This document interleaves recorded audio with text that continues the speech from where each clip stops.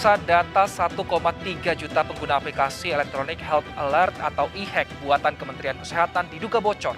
Kemenkes meminta pengguna e-hack untuk menghapus aplikasi tersebut dan beralih menggunakan e-hack yang terintegrasi dengan aplikasi Peduli Lindungi. Bersama saya Wilson Purba, kita akan berbincang lebih jauh terkait data kesehatan bocor. Sebelum kami hadirkan perbincangannya ke hadapan Anda, terlebih dahulu kami akan menyampaikan rangkaian informasi seputar peristiwa yang terjadi sepanjang hari ini. Pemirsa, pelanggar ganjil genap dikenakan sanksi mulai hari ini. Di Bundaran Senayan, kendaraan banyak yang diputarbalikan. Mulai hari ini, pengendara roda 4 yang melanggar kebijakan pembatasan mobilitas warga dengan sistem ganjil genap dikenakan sanksi tilang. Sementara kendaraan instansi pemerintah atau TNI Polri yang menggunakan plat nomor hitam juga akan dikenakan penerapan sanksi tilang. Penerapannya dilakukan melalui tilang elektronik atau lewat etle, hingga tilang manual oleh petugas. Kebijakan pembatasan mobilitas warga dengan sistem ganjil genap bagi kendaraan roda 4 di Jakarta hingga 6 September 2021 dari pukul 6 hingga 8 malam di 3 ruas jalan yakni Jalan Sudirman, Jalan MH Tamrin, dan Jalan Rasuna Said.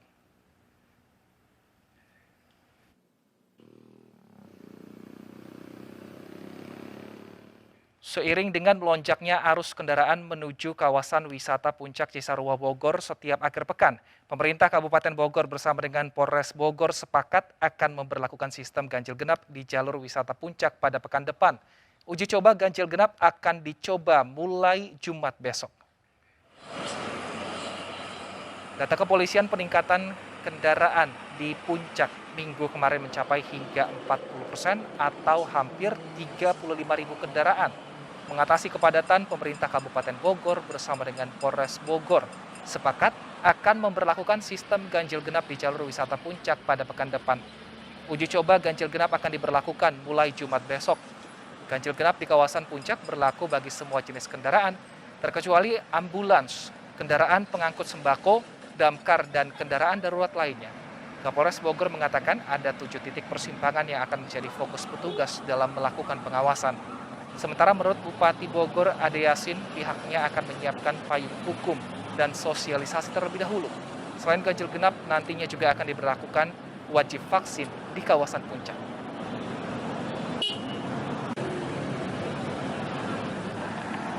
Ya, kita sedang dalam rangka mencari solusi kan ini ya Pak Kapolres supaya tidak terus-terusan begini, karena ketika ada pelonggaran biasa kan dianggapnya ini boleh apa-apa boleh gitu.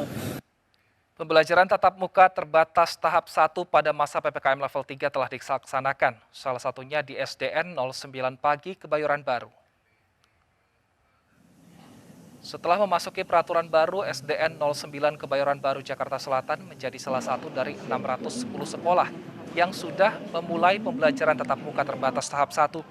Turut menjalankan serangkaian panduan pemerintah dalam menekan resiko penularan COVID-19, SDN 09 Pagi menerapkan proses pembelajaran dengan kapasitas 50%, di mana setiap kelas diisi maksimal 16 murid.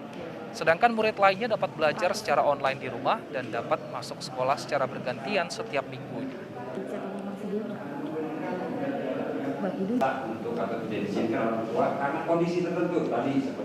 Di tengah perbaikan kasus COVID-19 yang terus menunjukkan tren positif, juru bicara Satgas Penanganan COVID-19 mengingatkan warga untuk tetap waspada dan tidak lengah menghadapi peningkatan kasus COVID-19.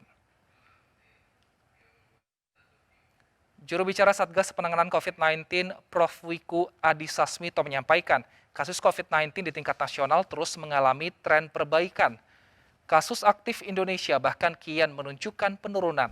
Sayangnya pemirsa, di tengah tren perbaikan itu ada kabar buruk yang masih terjadi, yakni tingginya angka kematian di tanah air.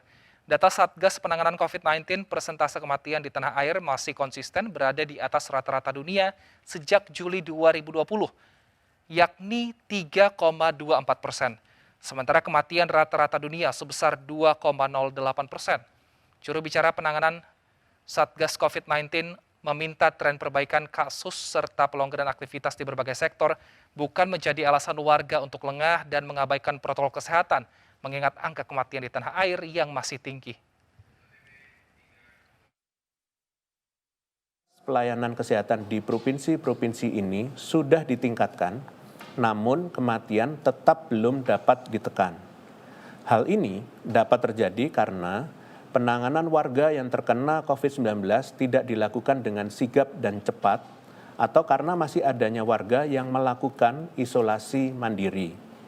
Selain itu, fokus penanganan COVID masih berada di hilir, yaitu pelayanan pasien COVID, dan belum maksimal pada tingkat hulu, yaitu pencegahan dan pengawasan disiplin protokol kesehatan. Pemirsa, usai jeda kami akan hadirkan perbincangan mengenai data bocor dan penanganannya di Indonesia. Tetaplah bersama kami di Indonesia Bicara.